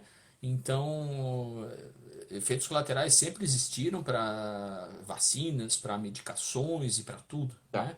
Deixa Então, eu só dar um adendo aqui, Fábio, que eu vi as pessoas perguntando ali a questão de máscara, higiene e tal. Então, o que realmente é efetivo e o que não é? mas que, infelizmente, nós estamos tendo que conviver. Então, claro, higiene pessoal, lavar a mão, passar álcool, isso não precisa ser álcool gel, água com sabão, mata o vírus. Entrou em contato. Como é que ele transmite o vírus? Você transmite por células contaminadas. O vírus é um parasita intracelular obrigatório. Morreu a célula, morreu o vírus. Tá? Não tem vírus circulando que nem bactéria, não existe. Ele está dentro de uma célula. Então você tem que expelir essa célula do seu corpo, que pode principalmente pelas secreções das vias respiratórias. Então a pessoa espirra, a pessoa tosse, a pessoa gospe em você. Grande chance de você entrar em contato com isso, você pegar. Tá? Mas tem que entrar via respiratória também. Você tem que inalar esse vírus. Entrar em contato na pele, que tem proteção, ele vai até ficar vivo por um período, mas vai morrer. Você passou álcool, lavou a mão, acabou. Mesma coisa em superfícies. Esse negócio de 3, 4 dias vírus vivo não existe. Nós temos células em laboratório que a gente não consegue, em condições ideais, de temperatura e pressão, ficar 2 dias viva. Você não consegue manter uma célula viva do corpo, fora do corpo humano. É muito difícil. Então, é questão de horas. Até 12 horas quando é a questão de roupa. Tá? Mas quando é questão assim, de superfícies, questão de pele, de ar, isso são 3, 4 horas, minha gente. Não é mais do que isso. Por isso que não está tendo uma disseminação. Ah, nós tivemos 7 milhões. Nós somos 250 milhões de pessoas. Então, tem que entender que ela não é tão fácil de ser transmitida. Tem que ser por secreção. Pode ser por sangue, pode ser por urina, pode ser por fezes também. Claro, toda secreção pode transferir vírus, porque são células que estão indo contaminadas. Tá, você usar máscara, você que está saudável, ajuda? Não. Se tossirem na tua cara, uma pessoa contaminada, tossir na sua cara, com máscara você pegou do mesmo jeito. Não adianta nada, ela não é barreira para vírus. Máscara é barreira para bactéria. A gente usa em pacientes que tiveram transplante, porque eles são imunossuprimidos e têm infecções bacterianas que podem morrer. E a gente usa em pessoas que estão doentes. Para quê? Para que ela não diminua a transmissibilidade, a disseminação. Então, se você está doente, tossindo, espirrando, com sintomas respiratórios, né, você tem que usar máscara. Isso é uma questão de educação. Se usa, eu sempre usei em consultório quando estou gripada máscara, porque eu não quero cuspir no meu paciente. E eu não quero diminuir a transmissibilidade do que eu tenho. Entendeu? Quem tem que usar máscara é quem está doente. Infelizmente, no Brasil, o brasileiro é mal educado. Ele não sabe fazer isso. Ele vai no ônibus, ele vai no coisa, ele espirra, faz questão de mostrar que espirrou. Aí, agora vai para tudo que é lado e duvidar em cima de você. Então, como a pessoa é mal educada, o brasileiro, aí todo mundo tem que usar máscara. Aí todo mundo se ferra por causa de um bando de mal educado que está lá fazendo errado. Então, na teoria, só quem está doente usa máscara. Hoje, virou lei para todo mundo usar por causa justamente do mal educado. O japonês, ele usa máscara quando está doente. Então, todo mundo sabe que ele está doente, inclusive já dá um distanciamento social, que é o que você precisa. Ficou a 1,5 metro da pessoa, não vai te atingir. Né? E se a pessoa está com máscara, ela vai espirrar, vai ficar nela ali, você está longe dela, acabou, não vai pegar. Então, essa que é a ideia do uso da máscara, evitar a disseminação, não o contágio.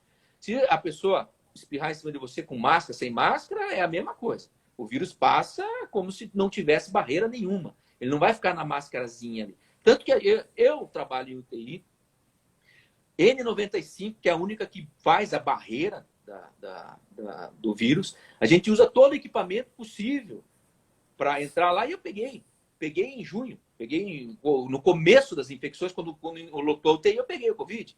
E com carga viral alta, que significa que eu tive uma paulada de vírus que veio em cima de mim. E estava de óculos, estava com máscara que realmente é eficaz.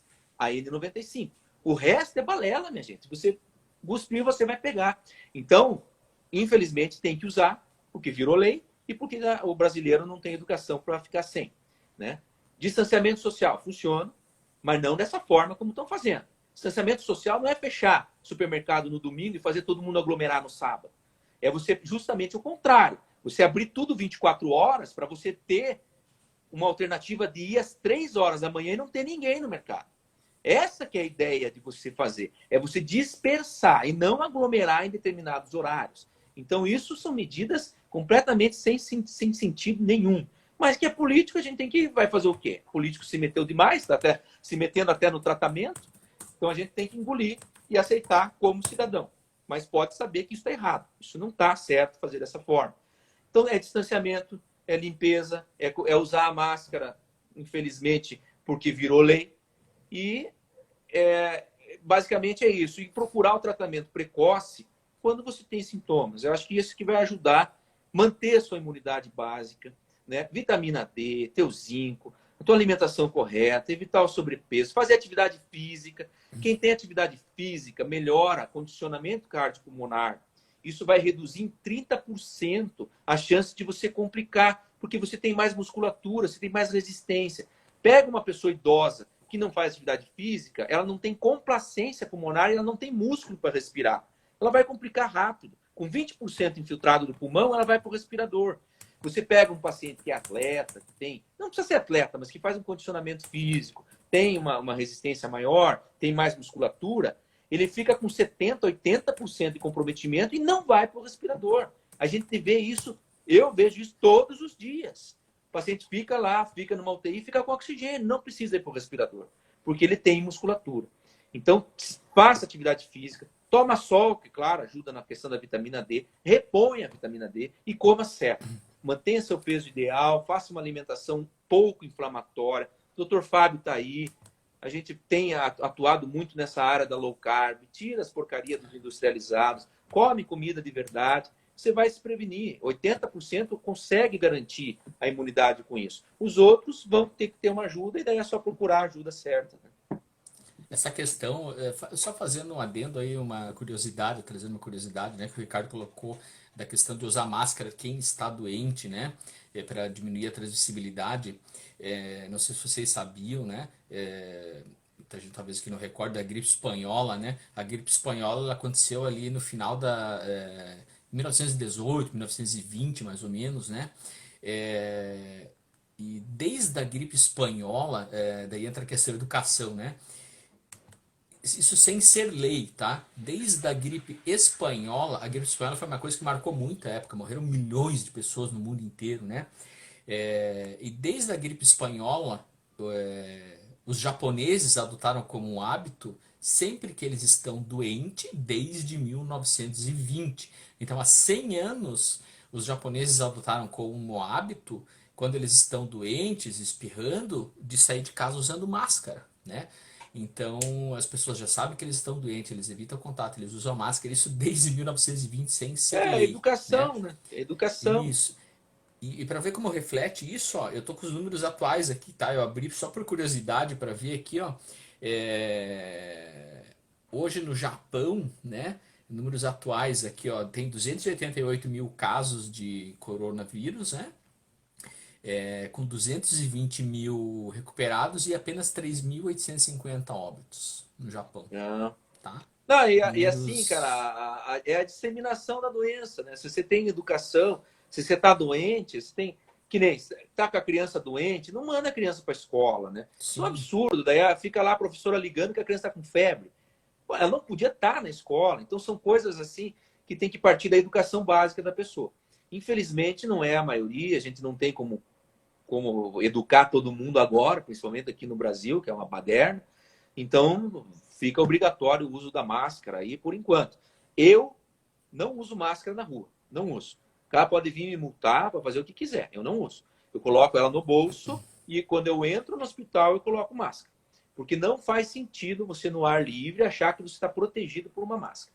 Mas isso é uma opção, infelizmente, minha. Eu procuro manter o distanciamento, eu procuro respeitar se eu estou entrando numa loja, se eu estou entrando num lugar, num ônibus, sei lá, uma aglomeração, eu ponho a máscara por respeito aos outros que estão usando. Mas eu não uso na rua. Eu não vejo sentido para isso. Eu vou a pé daqui até o hospital, são 3 quilômetros, procuro manter o distanciamento, limpeza, chega lá, lava o rosto, lava a mão, acabou. Né? E, claro, dentro do hospital eu uso, porque é obrigatório, e lá a gente está tendo contato com pessoas doentes, mas daí não é nem a máscarazinha de pano com um sorrisinho no rosto. Né? É a N95 que vai fazer a tua proteção certa para isso. E que muitas vezes falha. Então, tem que ter cuidado com isso. perfeito. Ó, a Michelle fez uma pergunta, né? Ela é asmática, né? Preocupada, como fortalecer o corpo, né? Então, não só para quem é asmático, tá, Michelle? O Ricardo pegou, foi em julho que tu pegou, Ricardo? Foi junho. Junho. Então, tá, coincidentemente, a gente pegou Covid no meio. Eu fiz o É, diagnóstico num dia e o Ricardo no outro, tá? Eu também peguei Covid em junho, né? E eu sou asmático, e fiquei completamente assintomático, tá? Não tive nenhum tipo de sintoma, nada, tá?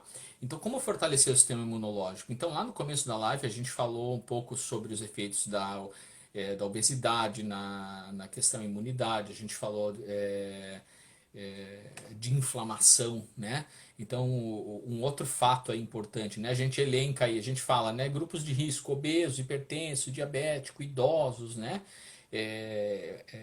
Logo ali no início da pandemia, não lembro que época especificamente, também saiu artigos que mostram como. Por isso que quando eu falei no início da live também que às vezes a pessoa pode não estar obesa, ela pode estar com sobrepeso, mas pode estar simplesmente se alimentando mal, estando inflamada, tanto que é considerado fator de risco para a Covid, é, inflamação crônica. Tá? Então, pacientes que eventualmente estão saudáveis, que parecem estar saudáveis com peso normal, mas que se alimentam mal e que estão inflamados. Ou seja, que vai fazer um exame, tem um PCR alterado, tem um VHS alterado, tá? O ácido úrico ele é um marcador inflamatório, o ácido úrico, uma ferritina alta, são marcadores inflamatórios, né? Claro, a gente sabe, existem doenças que alteram a ferritina, por exemplo, então, bom, não vão sair daqui desesperado, minha ferritina está autoinflamada. Não necessariamente, mas muito provavelmente, né? Mas, então, a inflamação crônica, ela é responsável também, né? É um fator de risco. Então, como melhorar isso, né? É o que a gente sempre bate na tecla aí, né? A gente vem falando antes do Covid, a gente fala há uns 3, 4 anos, né, Ricardo, que a gente vem se dedicando ao estudo de alimentação, os impactos na saúde, né, e atividade física. Então, como melhorar isso, né? Se alimentando direito, né? Fazendo uma alimentação com comida de verdade, né? A gente a gente vai tentar fazer lives semanais agora, tá, pessoal? Vamos ver se toda segunda-feira, de repente, né, Ricardo? Vamos tentar combinar e fazer lives semanais. sim, sim. Mas basicamente é se alimentando corretamente, né? Fazendo uma alimentação com comida de verdade, né? Dessa maneira você vai reduzir os impactos aí, vai reduzir a inflamação, isso ajuda na perda de peso, controla diabetes, leva uma série de benefícios para a saúde, né? E fazendo atividade física, né? Não existe nada melhor para melhorar a tua imunidade do que comer e se alimentar de forma adequada, né? E praticar atividade física, tá? É, Pra- que nem a gente Resumindo, citou né? no começo Grosseiramente. ali, né? O obeso e o sobrepeso já são inflamados crônicos, né? Crônicos. A célula adiposa, ela cresce muito de tamanho, até 13 vezes de tamanho. Só que a irrigação da célula não. Então a periferia dela, dos adipócitos, cria regiões de hipóxia, de microhipóxia. E essa hipóxia aumenta a produção das nossas citocinas, que é o fator de necrose tumoral alfa, que o Fábio já tinha falado, a interleucina 6. E isso faz uma quimiotaxia, ela atrai aqueles macrófagos, que são as células de defesa. Então, o obeso tem muito macrófago, porque ele tem muita inflamação. Só que o macrófago Exato. chega na célula e não acha nada para matar, porque é uma célula produzindo. Ele não vai matar a célula, senão ele ia começar a matar o tecido adiposo. Então, ele fica meio que inativo, sem saber o que fazer. De repente, chega um vírus, isso é uma outra maneira que acontece também. Chega um vírus que entra na célula, que inibe a quimiotaxia dos linfócitos. Você está cheio de macrófago, o macrófago está inflamado a um ponto que ele não está fazendo nada, porque ele não acha inflamação, e essa inflamação vai subindo, subindo, subindo. Quando ela sai de um patamar que já está alta, que o macrófago detecta e o linfócito ainda não foi acionado, ele vai lá e engole a célula. E é isso que tem acontecido nos pulmões. Então, os pulmões, os pneumócitos estão sendo devorados pelos macrófagos, pela nossa imunidade de defesa, fazendo doença autoimune. Você vai fazer, tem pacientes que desenvolvem fibrose pulmonar por destruição celular. Então, você vê a gravidade que é quando você tem já uma inflamação, que pode ser corrigida em 90% dos casos só corrigindo a alimentação. né? Quando não são outras doenças autoimunes, cânceres e mais, você consegue corrigir só tirando uma alimentação errada. Exato. Por isso que né, eu fiz um post essa semana, inclusive, aí, daquela capa da Cosmopolitan lá, né? Dizendo que uma obesa na capa e dizendo que isso é saudável, né? Então não adianta, gente, né? Não é gordofobia, não é mimimi, não é, né? Não existe obesidade saudável, fato, tá? O obeso, ele é inflamado. Ele pode, eventualmente, um obeso jovem, que é o que a gente vê fazendo essas propagandas, eventualmente um obeso jovem, em teoria, ele pode ainda não estar diabético, não pode estar hipertenso, né? Não tem artrose, afinal de contas a articulação é novinha, ainda aguenta muita porrada, né? É, mas ele já é um inflamado crônico, né? E no Isso. futuro a conta vem, tá? Não adianta, né? É. Cedo ou tarde, hoje quem faz propaganda de obesidade saudável, corpo positivo, né? Lá para frente, vamos ver daqui a alguns anos, né? Daqui a 10 anos, 15 anos, como é que essas pessoas vão estar, né, em relação à saúde aí, né? Eu duvido, infelizmente, É.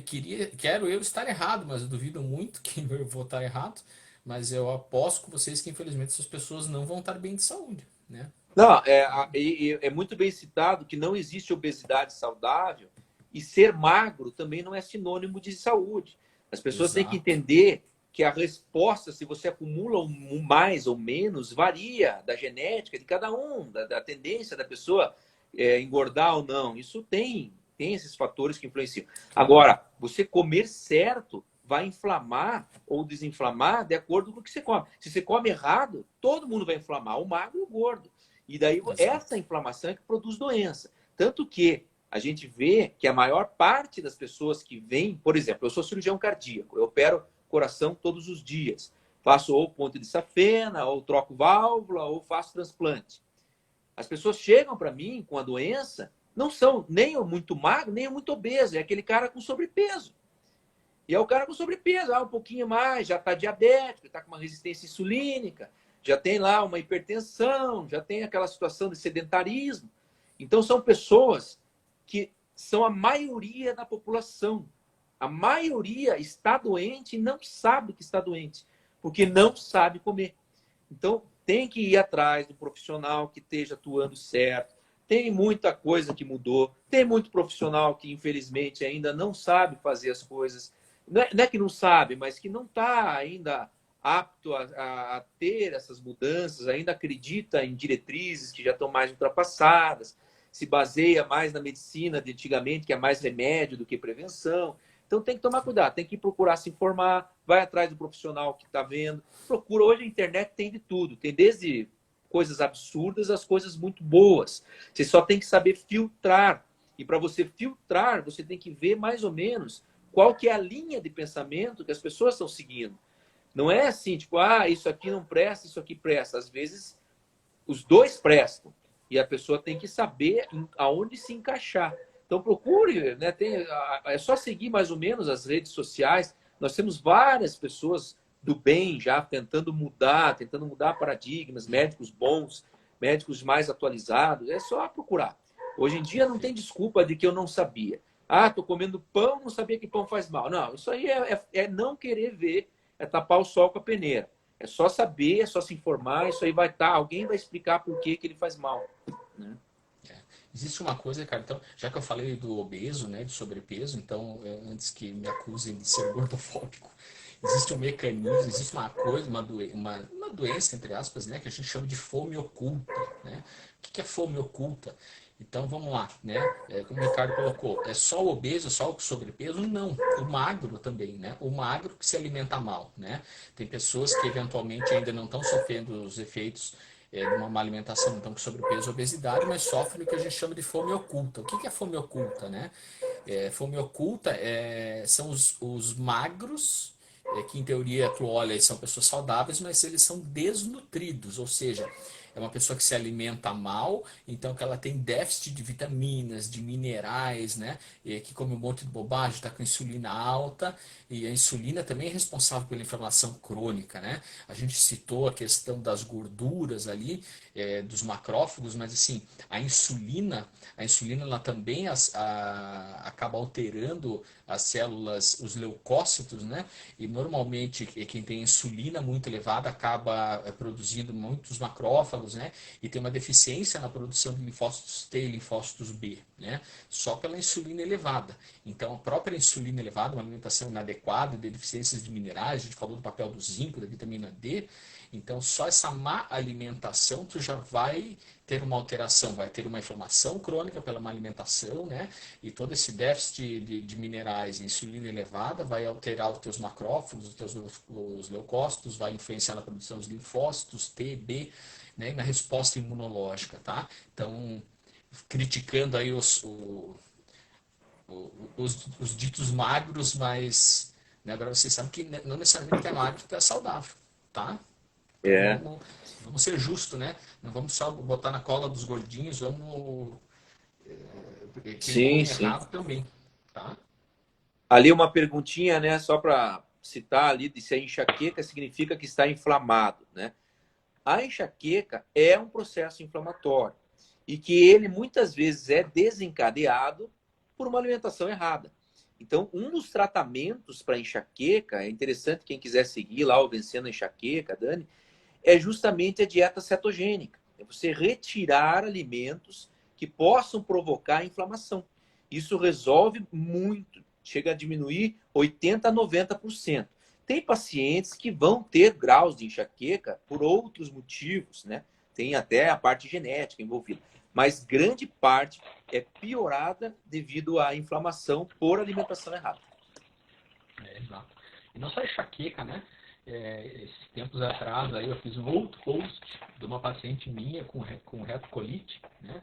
O serotipo também é uma É. doença inflamatória, né? Com uma melhora absurda do quadro clínico e da própria colonoscopia dela, né? Fazendo uma alimentação cetogênica, né? Então, é, são muitas doenças É, inflamatórias. Aí, na verdade, a boa parte das doenças, né, tem a ver com inflamação, né, Ricardo? Hoje praticamente todas as doenças autoimunes pioram muito com a alimentação errada, quando você tem insulina alta, você piora a tireoidite, né? Você piora psoríase, você piora vitiligo. Tudo isso piora quando você tem uma alimentação inflamatória. Quando a gente fala uma alimentação inflamatória, é alimentos que sobem muito a insulina e que provocam inflamação crônica, provocam um acúmulo de gordura. Então, tem que procurar retirar esses alimentos. Isso está basicamente envolvendo produtos industrializados. Hoje todo mundo vive de supermercado e prateleira de supermercado. Isso não é comida, minha gente. O que está fora da geladeira não é comida. Tem que ser comida de verdade. Vai na feira, vai no açougue. Tem que apodrecer fora da geladeira. Isso é comida. Tá empacotado lá 3 meses numa prateleira de supermercado, não é comida. Bolacha, biscoito, chocolate, farinha, de tudo que é jeito, não é comida. E também tem que acostumar as crianças, que é um grande erro que a gente fez muito e é difícil consertar. Eu sei porque eu tenho 4, e a dificuldade que a gente tem de preconizar alimentação saudável, porque tem muita porcaria, muito acesso fácil e barato. Você tem bolachinha, biscoitinho, salgadinho. Ah, porque eu quero comer um Doritos, porque eu quero chocolate. É difícil de controlar. Mas se você não comprar, ela não vai comer. Então tem que se regrar a ter uma alimentação saudável e deixar esses momentos para exceções, não para premiações. Ah, se você fizer uma tarefa certinha, você vai ganhar um sorvete. Ah, se você fizer isso, vai ganhar. Não, não faça isso. Porque daí você vai associar o afeto à comida e você vai criar uma pessoa que vai acabar tendo uma alimentação errada lá mais para frente. exatamente. E até me perguntaram esses dias aí, doutor, eu segui uma alimentação low carb e agora final do ano cometi alguns excessos e tal, né? E não estou conseguindo voltar, né? Eu também cometi excessos aí no final do ano, eu estava de férias, peguei 10 dias, 12 dias aí que eu consegui desvincular do mundo, fui para a praia, tomei meu vinho, tomei gin, comi bastante carne, que é bom, né? Mas comi um ou outro carboidrato, enfim, saí da rotina, né? Até me criticaram, inclusive, falaram, poxa, tu tá tomando muito gin. Caramba, né? 10 dias do ano que eu tomei o ginzinho ali no almoço todos os dias, né? Não é perfeito? Não é, mas eu não sou perfeito, o Ricardo não é perfeito, né? Mas esse não é o meu dia a dia, né? Eu tava de férias e tal, mas se vocês perguntarem agora eu tô fazendo uma dieta extremamente cetogênica, né? Voltei pra linha e tem gente dizendo que tá com dificuldade de voltar. Como voltar? Gente, não compra, né? As coisas não surgem. Se surgirem dentro do armário de vocês por mágica, vocês me deem esse armário. que eu vou revender os produtos. Tá? Então nada surge sozinho dentro do armário, né? Então, simplesmente não compra. A hora que der vontade, você vai abrir o armário É, e eu, você não vai comer. eu Né? fico imaginando, às vezes, assim, né, a pessoa, mas eu não consigo parar de comer chocolate. Eu fico imaginando o chocolate, assim, tentando entrar na boca. A pessoa, não, eu não Sim. quero. Como? Não existe isso, né? Se você não tiver Exatamente. o chocolate, você não vai comer o chocolate. Então, a pessoa tem que saber os pontos fracos para Exato. justamente ser restritivo naquele momento. Se é o chocolate o teu problema, então você tem que pôr na cabeça, não vou comer chocolate. Acabou, não vou comer. E isso tem que ser restritivo no primeiro momento, para que você Sim. consiga perder aquela vontade e daí conseguir organizar o teu organismo para não querer mais comer aquilo. Exato. Isso é que nem alcoólatra, gente. É, Eu sou extremamente radical aqui com meus pacientes, né? As pessoas que vêm consultar comigo, a maioria que me procura objetivando emagrecimento, né? Eu costumo orientar uma alimentação bem cetogênica, né? Não adianta pegar um alcoólatra e falar assim, olha, amigo, então vamos combinar o seguinte, nesse primeiro mês, em vez de tomar 1 litro de pinga, você vai tomar só meio. Não tem isso, gera compulsão, né? Então, assim, é radical no início, com certeza, mas os mecanismos de fome e a própria vontade do doce tem a ver com o próprio consumo do carboidrato. Né? A glicose, para vocês terem uma ideia, assim, a glicose é uma fonte rápida de energia, né? A gente vai lá, come chocolate e vai direto para dentro das células, que não é utilizado, já vira gordura, né?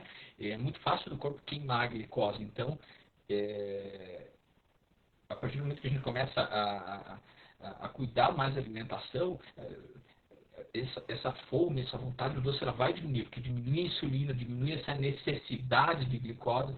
Agora, quanto mais glicose a gente consome, maior a necessidade que a gente tem de consumir glicose. Então, uma coisa leva a outra, tá? Então, é tratamento de choque mesmo, não tem. é ali uma pergunta ali que é a dieta cetogênica, se não pode beber nada. Veja, nenhum médico vai dizer para você que você pode beber bebida alcoólica, tá? Bebida alcoólica, o álcool é uma toxina de Tóxico. fase aguda. Sempre. Não importa o que você faça, pouco ou muito, qual seja. Mas, dentro da cetogênica, você pode ter as suas exceções socialmente. Tem que procurar alimentos que tenham fermentação completa ou destilação completa, que tirem o açúcar e que virem álcool.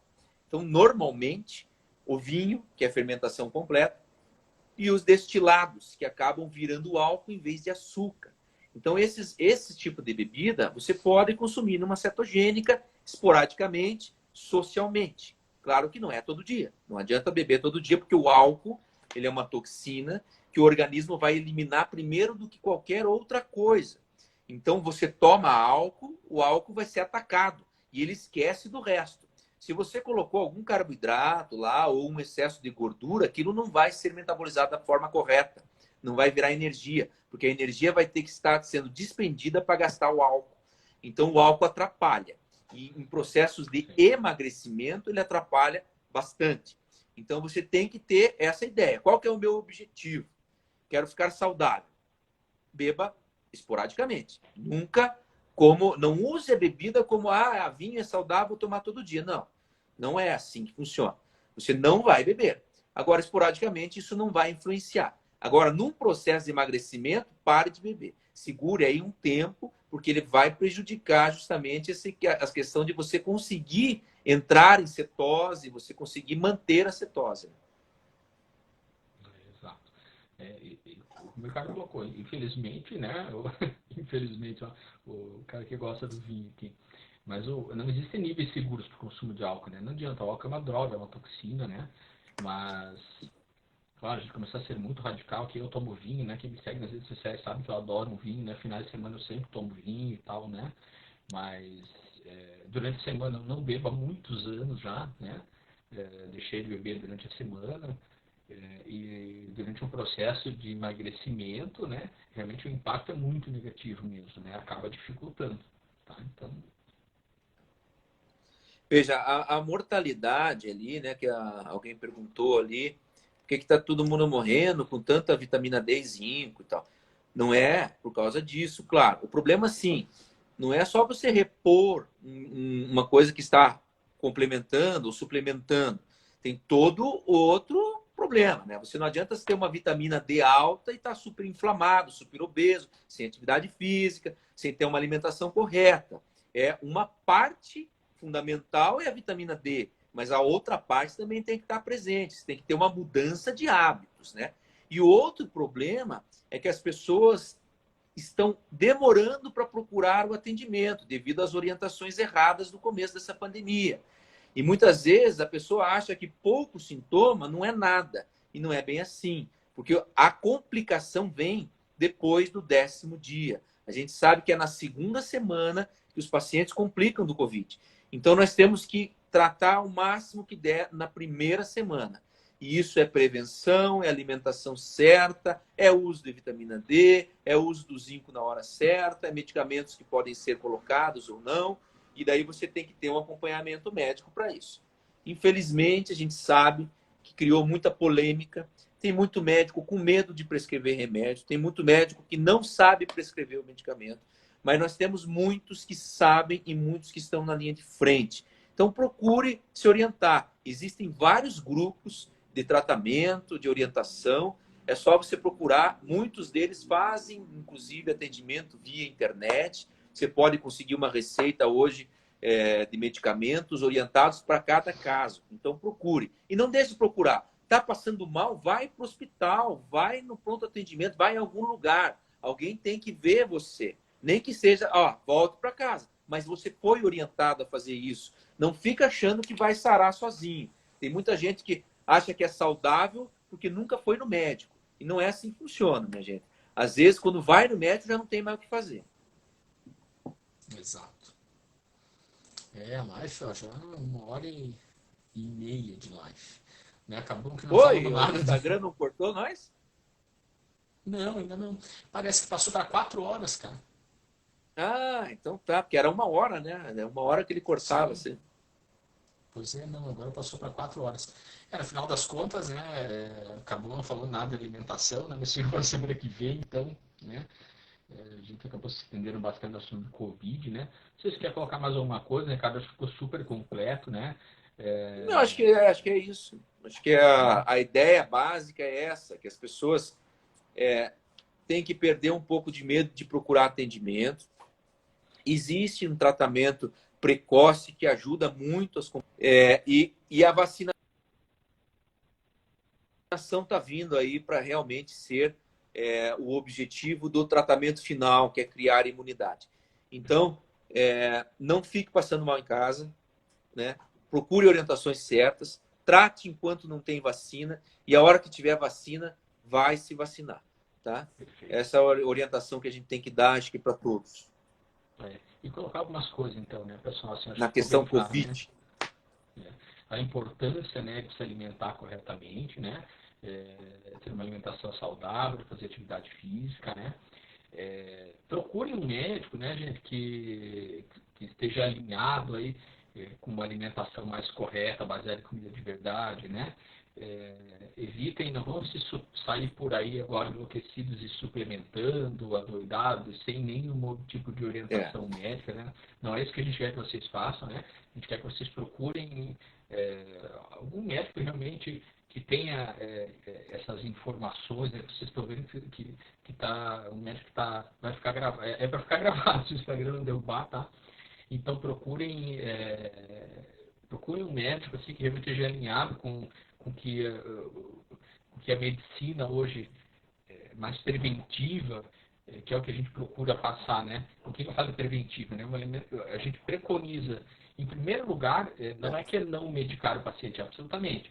Quando tem que medicar, mas assim, a gente tenta levar para os nossos pacientes, né, isso a gente tem em comum, eu e o Ricardo, a gente tenta levar para os pacientes a importância de corrigir os hábitos alimentares, de fazer atividade física, de como isso pode levar o paciente a ser saudável, né? Então, esse é o primeiro ponto, tá? E o segundo ponto, não vamos sair por aí se medicando agora e tomando milhares de suplementos sem uma orientação. Então, procure um médico para Sempre com orientar vocês. orientação. Isso, para orientar vocês, né, uma forma segura de fazer eventualmente uma suplementação, tá? Certo? Então, Certo. essa é a mensagem, né? Espero que vocês tenham gostado. Né? O doutor Ricardo é de Curitiba, tá? Isso. Certo, pessoal? Então, espero que tenham gostado aí, né? E vamos ver se segunda-feira que vem a gente vai tentar manter as segundas-feiras aí meio que uma rotina aí a partir de agora, né? Para fazer live, né, Ricardo? Semana que vem a gente muda o assunto aí, vamos ver que a gente pode, que a gente vai discutir todas as semanas. Mandem pra gente, né, Ricardo? Mandem pela DM aí assuntos aí que vocês querem saber em relação à alimentação, low carb, Sim. cetogênica, Ali a questão saúde. só do Covid ali, se a pessoa ainda está com sintomas pós-Covid, tem que procurar sim. Porque o que acontece é que a doença ela pode ir avançando. Então, quem tem um problema pulmonar, tem 20%, ela pode chegar a 90% em 3, 4 dias. Ela tem que ir procurar, porque às vezes o medicamento tem que ser feito na hora certa, desinflamar, tem que procurar ajuda. Não fica passando mal em casa. Ah, já tive, agora, daí faz um mês que está com falta de ar. Alguma coisa está errada, que aconteceu alguma coisa errada. Vai lá que tem medicamento para isso. Consegue melhorar. Não deixa o seu pulmão, muitas vezes, evoluir para uma fibrose, para ter uma complicação mais séria. Você consegue evitar isso com medicamento. Então, vai, procura sim. Vai repetir exame, vai fazer tratamento para isso. Todo mundo. Isso aí. Certo, então, pessoal. Feito. Ricardo, obrigado aí pela companhia, né? Obrigado pelos esclarecimentos aí, tudo aí que tu sabe aí de Covid aí passou para nós. Depois tu me passa certinho lá o artigo, eu vou colocar na descrição do vídeo aí para o pessoal que tiver interesse. Feito, pessoal. Então, Sim. boa semana aí para todo mundo, né? Se cuidem. E até semana que vem, então, em princípio, combinado. Próxima segunda-feira, tamo junto. Combinado. Segundas com saúde, hein? Vamos lá. É isso aí. Valeu, um abraço, cara. Tudo bom. Falou. Tchau, tchau.